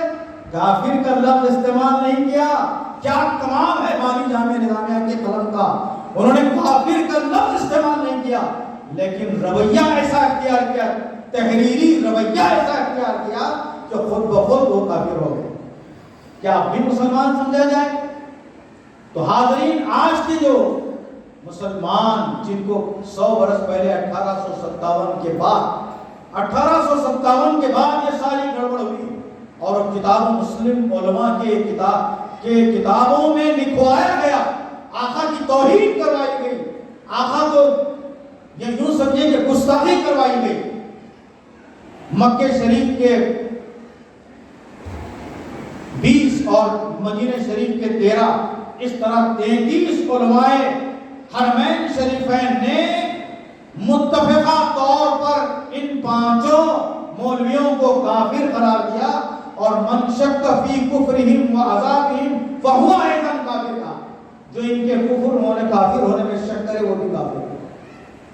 لکھا ہے باضابطہ۔ اب آپ دیکھیے کہ یہ جو یہودی آئے تھے مسلمان بن کر، بالکل ایک ایسا مرشد کامل اور فقیہ اعظم جسے کہتے ہیں ویسے بن کر آئے، اور دن میں کام ہوتا تھا، نماز پڑھتے تھے، روزہ رکھتے تھے، تلاوت کرتے تھے، اور رات میں جانماز کے نیچے سرنگ لگاتے تھے، اور قریب جو ہے حضرت عمر رضی اللہ تعالیٰ عنہ کے جسد اطہر تک پہنچ گئے تھے۔ تو آقا نے صلی اللہ علیہ وسلم اس وقت کے بادشاہ نور الدین زنگی کے زمانے میں واقع ہوا تھا، اس کے خواب میں آ کر آقا بتائے کہ دیکھو یہ 2 لوگ آ رہے ہیں، یہ میرے دشمن ہیں، یہ میرے دشمن ہیں۔ دیکھو بادشاہ بندی کیسے ہوتے تھے کہ آقا خواب میں آئے، اور آقا کو جس نے خواب میں دیکھا وہ آقا ہی رہتے ہیں، کیونکہ شیطان آقا کا تمثل اختیار نہیں کر سکتا، آقا کی تصویر اختیار نہیں کر سکتا، شکل اختیار نہیں کر سکتا۔ تو بادشاہ نے دیکھا کہ مصر سے مدینہ پہنچنا ہے، تو 3 مرتبہ خواب میں آ کر آپ نے بتایا، تو آپ نے یعنی اپنے ساتھ 20 اور لوگوں کو لے کے بادشاہ چلا، مدینہ شریف میں آیا اور دیکھا اور اعلان کیا کہ سب کو دعوت ہے، پورے جتنے مدینے میں ہیں ایک بڑے میدان میں سب کو دعوت ہے۔ اب دعوت میں سب آئے اور سب کو دیکھا بادشاہ نے، حضور نے چونکہ خواب میں ان کے دونوں کے چہرے بھی بتا دیے تھے، ان چہروں کو ذہن میں رکھ کر کے بادشاہ سب کو دیکھ رہا ہے، کسی کا چہرہ ویسا نظر نہیں آ رہا ہے، سب ہو گئے، سب کھانا کھا لیے، ہاں سب کھا لیے، اور کوئی نہیں ہے، اور نہیں ہے صاحب، دیکھیے کوئی ہوں گے، کیونکہ میں جن کو دیکھنا چاہتا ہوں وہ نظر نہیں آئے۔ تو اس کے بعد بادشاہ کے لوگوں نے کہا کہ صاحب وہ اتنے متقی ہیں، اتنے پرہیزگار ہیں، وہ ہمیشہ مسجد ہی میں رہتے ہیں، کھانا پینا ان کا کچھ نہیں ہے، بس عبادت ریاضت، تسبیح و تحلیل، ہاتھ میں تسبیح بھی ہے، زبان جو ہے کلمے کی طرف چل بھی رہی ہے، ایسے متقی پرہیزگار لوگ ہیں صاحب۔ وہ البتہ وہ کھانا نہیں کھاتے، بولے ہم کو بولے بھی چلو بول کر بولے تو نہیں ہم کھانا ہونا کچھ نہیں کھاتے۔ اب حضرت جناب نور الدین زنگی نے کہا کہ نہیں ان دونوں کو لے کر آؤ، تو پھر بادشاہ کے حکم پر جو اس کو لے کر ان دونوں کو لے کر لایا گیا۔ جب بادشاہ نور الدین زنگی نے دیکھا وہی چہرے تھے، 1 سیکنڈ کا بھی اس نے دیر نہیں کی، بلکہ تلوار سے جان کو قتل کروا دیا، ان کی گردنیں اڑا دی۔ یہ 500 سال کے بعد آقا کے گستاخوں کا یہ عالم کر دیا، اور وہاں جو سرنگ لگائی گئی تھی مسجد نبوی سے وہاں تک، اس کو سیسا پگھلا کر انہیں بالکل مضبوط سیسا پگھلا کر وہاں وہ پورا شیشم اس کے اندر بھر دیا اور الحمدللہ وہ تحفظ اس کا ہو گیا۔ تو یہ تحفظ ناموس رسالت، حضور کے عزت کی حفاظت، حضور کی عظمت کی حفاظت صحابہ اکرام نے بھی کی، تابعین نے کی، تبع تابعین نے کی، بعد والوں نے کیا، اولیاء اکرام نے کیا، صالحین نے کیا، علماء ربانیین نے یہ کام کیا، مشائخین اکرام نے یہ کام کیا، اور آج بھی یہ کام ہو رہا ہے۔ میں مبارکباد دیتا ہوں سید تراب بابا سجادہ نشین آستانہ قدیریہ کو کہ انہوں نے دور حاضر کے سلگتے مسئلے پر بھی انہوں نے کچھ نہ کچھ کام کرنے کی طرف ہم کو بھی مائل کیا، اور میں سعادت سمجھتا ہوں کہ آپ نے مجھے اس طرح سے کچھ مطالعہ کرنے کا مجھے بہت یعنی کتابوں کو دیکھنے کا موقع عنایت فرمایا، اور آج سب مسالک اور مکاتب فکر کے لوگ یہ نعرے ایک دوسرے سے بڑھ کر لگا رہے ہیں۔ یہی بات شاعر مصنف علامہ اقبال نے اپنے پیغام میں کہی تھی کہ ہر مسلمان کے دل میں عظمت مصطفیٰ کا چراغ جل رہا ہے، اور ہماری عزت و آبرو صرف اور صرف نام مصطفیٰ سے وابستہ ہے۔ اقبال نے کہا، سراج خودی ان کی تصنیف ہے، فارسی میں ہے، در دل مسلم مقام مصطفیٰ، یعنی مومن کے دل میں مصطفیٰ کا مقام ہے، مصطفیٰ کا مقام مومن کا دل ہے۔ اسی لیے کہا گیا کہ قلوب المؤمنین عرش اللہ تعالی، مومنین کا خلق اللہ کا عرش ہے۔ در دل مسلم مقام مصطفیٰ، آبروئے ماں زنام مصطفیٰ، یعنی ہماری آبرو، ہماری عزت بھی مصطفیٰ جان رحمت کے نام نامی اس میں گرامی سے ہے۔ الحمدللہ آج سب کو بخوبی اس بات کا احساس ہو گیا ہے کہ آج کوچہ کوچہ، خریا خریا، گلی گلی، شہر شہر شان مصطفیٰ صلی اللہ علیہ وسلم ریالیاں، تحفظ ناموں سے رسالت کے جلسے، جلوس، نبی کریم رؤوف الرحیم کی شان و رفت کے مظاہرے۔ انتہا تو یہ ہے کہ اور یہ بات باعث مسرت بھی ہے کہ سعودی عرب اور اس کے زیر اثر ٹی وی پر جہاں شان مصطفیٰ صلی اللہ علیہ وآلہ وسلم کی آیات بہت کم تلاوت کی جاتی تھی، وہاں اب ہر آدھے گھنٹے میں، ہر آدھے گھنٹے کے وقفے سے کے دوران فی حب رسول اللہ صلی اللہ علیہ وسلم کے عنوان سے دنیا کے بہترین قراء کی آواز میں ریکارڈ کر کے وہ آیات تلاوت کی جا رہی ہیں، بار بار لگائی جا رہی ہیں۔ کروں تیرے نام پہ جاں فدا، اشہر بہرائچی نے جو نعت شریف پڑھی وہ امام عشق و محبت، امام نعت گویاں کی نعت تھی۔ کیا پڑھا سبحان اللہ۔ اگر اس کی تشریح ہو جائے، کیونکہ بہت سارے لوگ اس نعت میں شامل الفاظ کو نہیں جانتے ہیں، بڑی مرصع نعت آپ نے بڑی پیاری آواز میں، اللہ ان کی آواز کو مزید بلندی عطا فرمائے، بہت اچھا پڑھا۔ انہی کا شعر میں پڑھ رہا ہوں، کروں تیرے نام پہ جاں فدا، نہ بس ایک جاں دو جہاں فدا، دو جہاں سے بھی جی، دو جہاں سے بھی نہیں جی بھرا، کروں کیا کروڑوں جہاں نہیں، یعنی کروڑوں جہاں بھی ہوں تو میرے آقا کے نام نامی اس میں گرامی پہ قربان۔ حضرات گرامی قدر مصطفیٰ جان رحمت کی مبارک شان میں گستاخی کی ناپاک جسارت کرنے والا شرعی طور پر واجب القتل ہے، مگر شرعاً یہ اختیار صرف حکومت وقت کا ہے، کسی عام شخص کو اس بات کا اختیار ہرگز نہیں ہے کہ وہ لوگوں پر حدود وغیرہ نافذ کر سکے۔ حضور اکرم صلی اللہ علیہ وسلم کی تعظیم و توقیر ہر فرض سے مقدم ہے۔ حضور پاک صلی اللہ علیہ وسلم کی تعظیم و توقیر ہر فرض سے اہم فرض ہے۔ میرے عزیز دوستوں، بھائیوں اور بزرگوں، مصطفیٰ جان رحمت صلی اللہ علیہ وسلم اللہ کے حبیب اور اس کے خلیفہ اعظم ہیں، ان سے محبت و عقیدت مدار ایمان ہے، ان کی تعظیم و توقیر رکن ایمان، اور ایمان کے بعد ہر فرض سے مقدم ہے. جب تک کسی انسان کے دل میں نبی اکرم صلی اللہ علیہ وسلم کی محبت اور تعظیم و توقیر اس کے ماں باپ، اولاد، جان و مال اور تمام جہان سے زیادہ نہ ہو جائے، آدمی کامل مومن نہیں بن سکتا. اللہ عز و جل کی طرف سے بعثت نبوی کا ایک مقصد حضور پاک علیہ الصلوۃ والتسلیم کی تعظیم و توقیر بھی ہے. ارشاد باری تعالیٰ ہے کہ انا ارسلناک شاہدا ومبشرا ونذیرا لتؤمنوا باللہ ورسولہ وتعزروہ وتوقروہ. یقیناً ہم نے تمہیں شاہد یعنی حاضر اور ناظر بنا کر بھیجا ہے اور خوشی اور ڈر سناتا ہوا، تاکہ اے لوگوں تم اللہ اور اس کے رسول پر ایمان لاؤ اور رسول کی تعظیم و توقیر کرو. حضرات ذی وقار، ہمیں چاہیے کہ جب بھی کوئی شخص ہمارے نبی مکرم صلی اللہ علیہ وآلہ وسلم کی شان اقدس میں گستاخی و بے ادبی جیسی غیر سنجیدہ اور دل آزار حرکت کرے تو اسے قانون کے مطابق قرار واقعی سزا دلانے میں کوئی کسر نہ چھوڑی جائے. تحفظ ناموس رسالت سے متعلق آئینی شقوں میں اس آئینی شقوں کو مزید مؤثر بنایا جائے تاکہ کسی کو بھی شان رسالت صلی اللہ علیہ وسلم میں گستاخی کی جرأت نہ ہو. یورپی ممالک میں بالخصوص بھرپور سفارت کاری کے ذریعے ایسی قانون سازی کے عمل کو یقینی بنایا جائے جس سے تمام انبیاء کرام علیہ السلام کی عزت و ناموس کو لاحق خدشات دور ہو جائیں.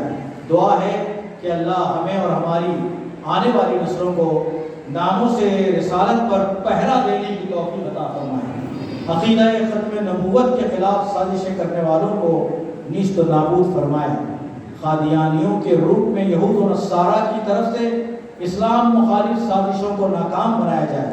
اے اللہ ہمیں دین اسلام کا وفادار بنائے، ہمیں سچا پکا عاشق رسول بنا، ہماری صفوں میں اتحاد کی فضا قائم فرما، ہمیں پنج وقتہ با جماعت نمازوں کا پابند بنا، غریبوں محتاجوں کی مدد کرنے کی توفیق عطا فرما. ہندوستان کے مسلمانوں کی جان مال عزت آبرو کی حفاظت فرما، ان کے مسائل کو ان کے حق میں خیر و برکت کے ساتھ حل فرما. صلی اللہ تعالی علیہ وآلہ وصحبہ اجمعین وبارک وسلم والحمد للہ رب العالمین. السلام علیکم ورحمۃ اللہ وبرکاتہ. بہت بہت شکریہ.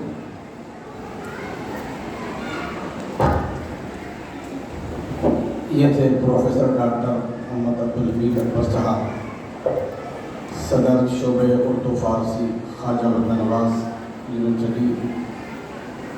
اپنا بہترین مقالہ آپ کو سنانے کی سعادت حاصل کر رہے تھے. وقت کی کمی ہے، میں بغیر کسی تاخیر کے تخت جسمان حضرت سجاد رشید صاحب اللہ سے درخواست کرتا ہوں کہ وہ اپنے مہمان علماء کرام و مشائخ نظام کے ساتھ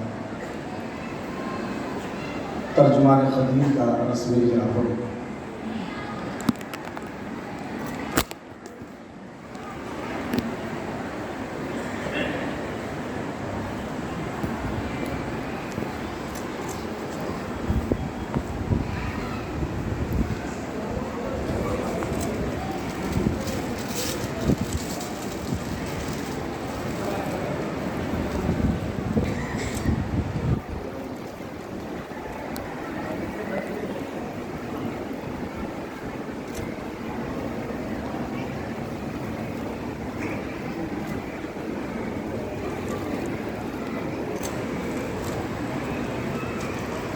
ابھی آپ نے دیکھا ترجمان خدیث کا رسمی اجرا ہو چکا ہے. یہ کتاب سیمینار کے بعد آپ یہاں سے حاصل کر سکتے ہیں. اس کی قیمت ہے 100 روپے. آپ ضرور اس کو دیتے ہوئے.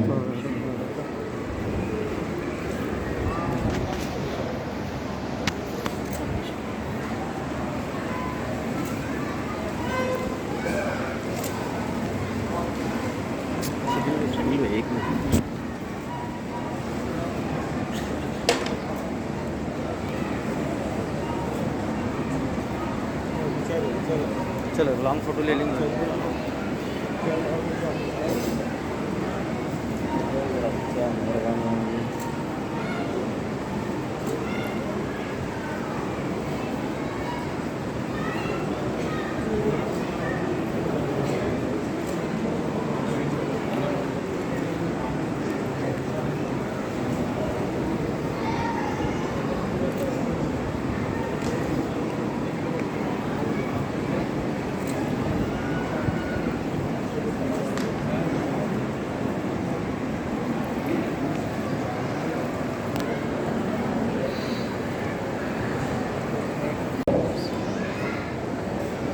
الحمد لله وحده والصلاة والسلام على من لا نبي بعده أما بعد فأعوذ بالله من الشيطان الرجيم بسم الله الرحمن الرحيم إن الله وملائكته يصلون على النبي يا أيها الذين آمنوا صلوا عليه وسلموا تسليما اللهم صل على سيدنا محمد وعلى آل سيدنا محمد وبارك وسلم. احتر کو اللہ تبارک و تعالیٰ کے فضل و کرم، حضور نبی کریم صلی اللہ علیہ وسلم کے تصدق اور کل اولیاء عظام کے فیضان سے موجودہ حالات میں ایک حساس مسئلہ جو حجاب کا رہا عنوان دیا گیا اسلامی حجاب خواتین کے تقدس کا ضامن. اس کے متعلق مختصر تحریر پیش کرنے کا بہترین موقع ملا، جس پر احتر اس علمی مذاکرے کے حضرت منتظم صاحب قبلہ کا قلبی شکریہ ادا کرتا ہے. ہمارے ملک خاص کر اس ریاست میں فرقہ پرستوں کی طرف سے حجاب کی مخالف مہم چھڑ گئی، جو کہ اس ملک کے دستور و آئین اور تہذیب و ثقافت کے بالکل خلاف ہے. ہمارے ملک میں حجاب صرف مسلمان عورتیں ہی نہیں بلکہ دوسرے مذاہب کی عورتیں بھی حجاب کا اہتمام کرتی ہیں، اور اس کو چاہت و قدر کی نگاہ سے بھی دیکھا جاتا ہے. مذہب اسلام نے تو خواتین کی عفت و سلامتی کے تحفظ کے خاطر حجاب کو لازم قرار کیا.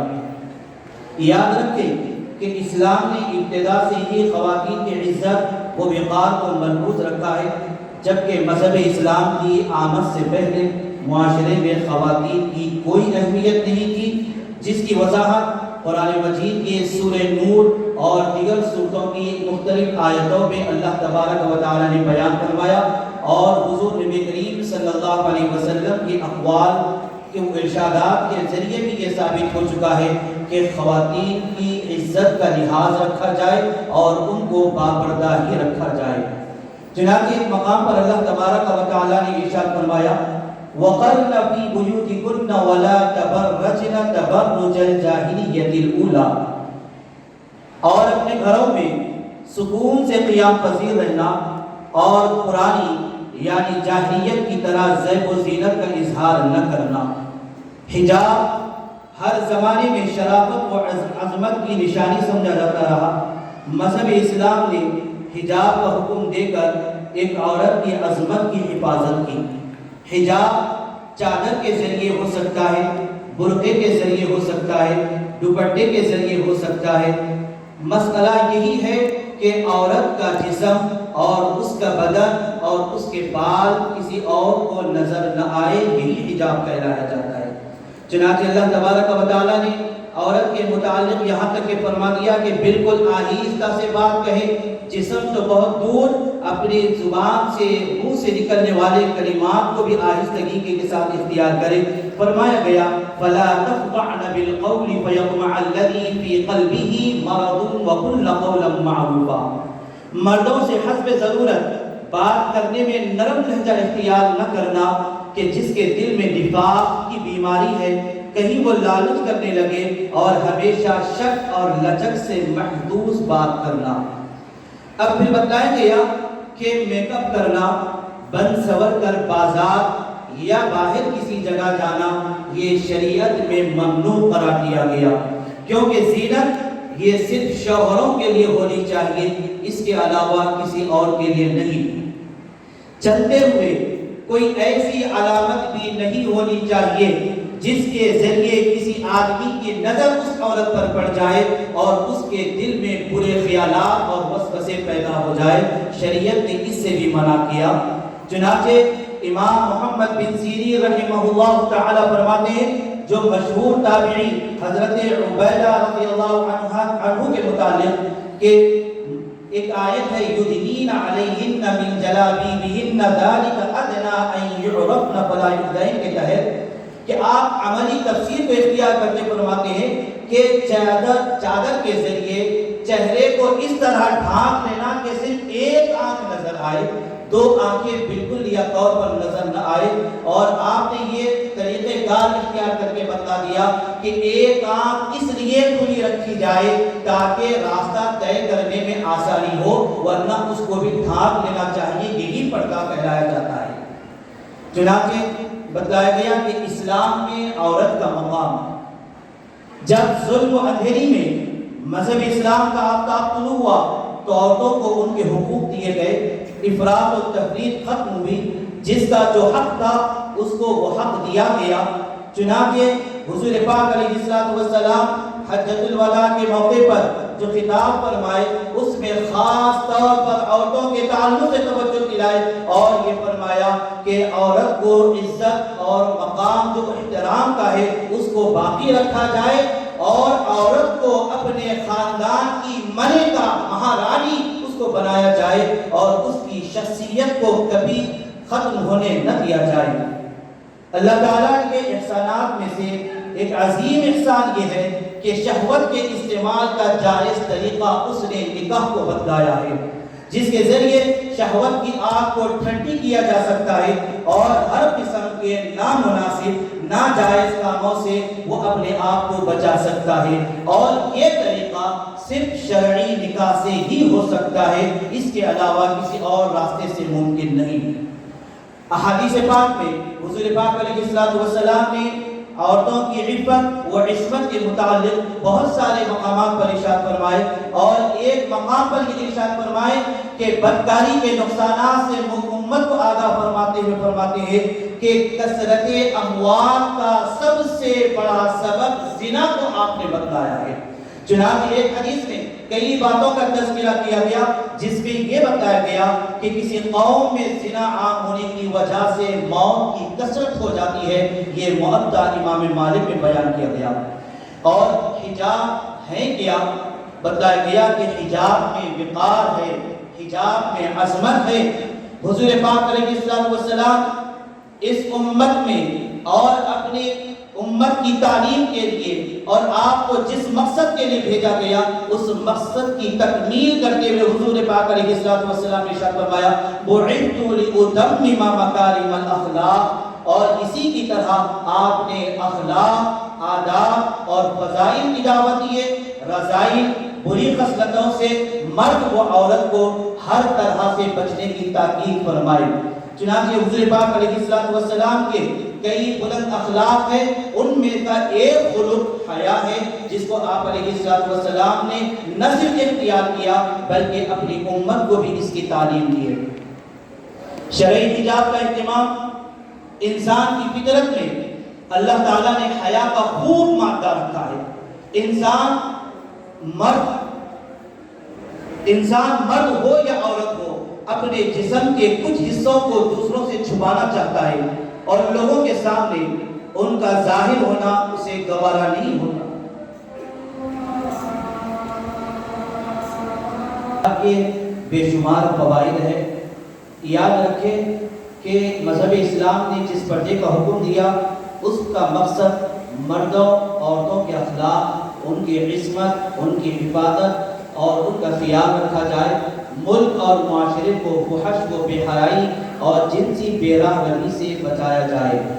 اگر حجاب کی پابندی ختم کر دی جائے، جیسا کہ ہمارے اس ملک میں اب کوشش کی جا رہی ہے کہ عورتوں کو مردوں کی صف میں لا کر کھڑا کر دیا جائے، عورتوں کو مردوں کے برابر درجہ دیا جائے، تو یاد رکھیں اس کے نتیجے میں مرد و عورت آزادانہ راستے کو اختیار کرتے ہیں اور آپسی اختلاف کا ذریعہ بنتے ہیں، جس کے ذریعے معاشرے میں جنسی پریشانی ہوتی رہے گی، اور جب معاشرہ پریشان ہوتا رہا تو پھر اس میں زنا بھی عام ہوتا رہے گا، جس کے ذریعے اسلام کی مخالفت ہوتی رہے گی۔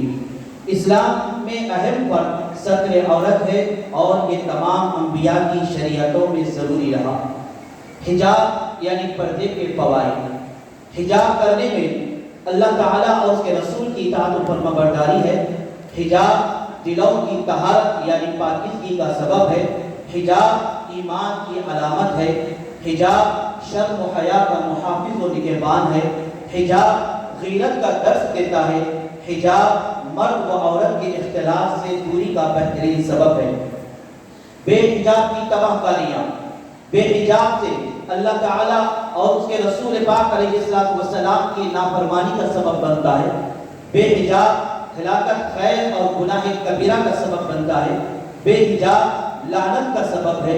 بے حجاب جہنم میں جانے کا سبب ہے۔ بے حجاب نفاق کی علامت کا سبب ہے۔ بے حجاب رسوائی کا باعث و سبب ہے۔ بے حجاب شیطانی کام ہے۔ بے حجاب فطرت انسانیت کے برعکس ہے۔ بے حجاب انسانی تہذیب کی تذلیل کا باعث ہے، اور بے حجاب انسانی تنزل کا سبب ہے۔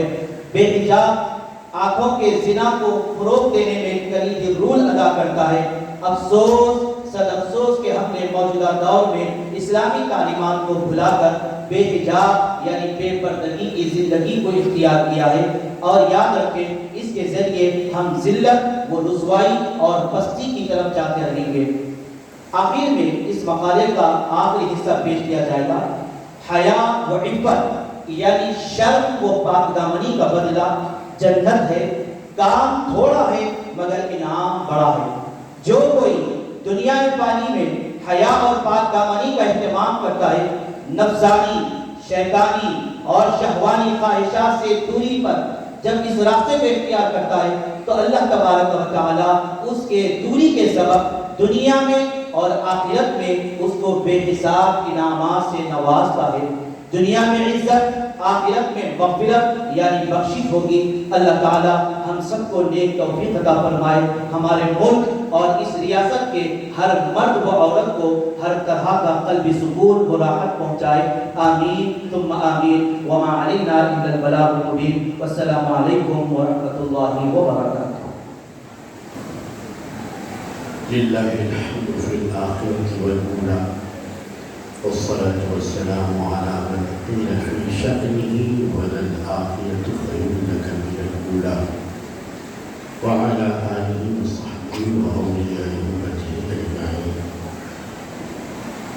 اجمیر محلہ ہمارا مرکز روحانی ہماری عقیدت، محبت، نسبت، ارادت کے تار وہی سے جڑے ہوئے ہیں۔ استقبال کرتے ہوئے آپ تمامی حضرات کا، مشین کا، حضور صاحب سجادہ حضرت خواجہ سید عبدالرب شاہ قادری چشتی یمنی بندہ نوازی کو مبارکباد دیتا ہوں کہ آپ گزشتہ 7 سالوں سے اس علمی سیمینار کا انعقاد فرما رہے ہیں۔ اس کے ساتھ ہی اس کی تباعت اور اشاعت یہ بھی بہت بڑا کارنامہ ہے، ورنہ سیاہی کے ساتھ خون دل سے لیے ہوئے یہ مقالے انسانی نسلوں کے بجائے دیگر کی نسلوں کے حوالے ہو جاتے ہیں، اور قابل احترام تشریف آوری میں بھی ایک طریقہ حضرت خواجہ بہاؤالدین نقشبند متضلہ العالی یہ بھی ہماری عزت و احترام و مستحق ہیں، پابندی کے ساتھ دعوت قبول فرماتے ہیں، اور اس کے ساتھ ساتھ معزز مقالہ نگار جو اپنے خون دل کے ساتھ اپنے قلم و سیاہی میں گروہ مل کر اپنے مقالات پیش کرتے ہیں۔ مقالے کی خصوصیت یہ ہوتی ہے کہ وہ خالہ نہیں ہوتا، مقالہ ہوتا ہے۔ مقالے کی خصوصیت یہ ہے بے تحقیق نہیں لکھا جاتا، وہ محقق ہوتا ہے۔ مقالے کی خصوصیت یہ ہے بے دلیل نہیں لکھا جاتا، وہ مدلل ہوتا ہے۔ مقالے کی خصوصیت یہ ہے کہ وہ غیر مؤثر نہیں ہوتا بلکہ مؤثر ہوتا ہے۔ اس طرح مقالے کو آپ 4 میم سے مخصوص کر سکتے ہیں، جیسے کلام اشعار یہ شائستہ بھی ہو، کلام شگفتہ بھی ہو، اور کلام آپ کے شستہ بھی ہو۔ یہ 3 چیز جب ہو جاتی ہیں تو کلام کو سننے والے کو شائستہ بنا دیتا ہے، جیسا کہ ہمارے حضرت شیخ بہرائچ سناتے ہیں۔ آپ تمام حضرات کو ترجمان خدیج کے تازہ شمارہ مبارک ہو، فیضان خدیج کے سوغات مبارک ہو۔ اللہ تبارک و تعالیٰ اس آستان کے ساتھ ہم سب قائم دائم رکھے۔ آئندہ سال پھر انشاءاللہ نئے مقالوں کے ساتھ، نئی تحریروں کے ساتھ، جاندار تحریروں کے ساتھ، شاندار تحریروں کے ساتھ ہمارے سب میں بیٹھے معزز مہمانوں کے دیدار کے ساتھ ہماری ملاقات ہوگی۔ یاد رہتا صحبت باقی۔ السلام علیکم ورحمۃ اللہ وبرکاتہ۔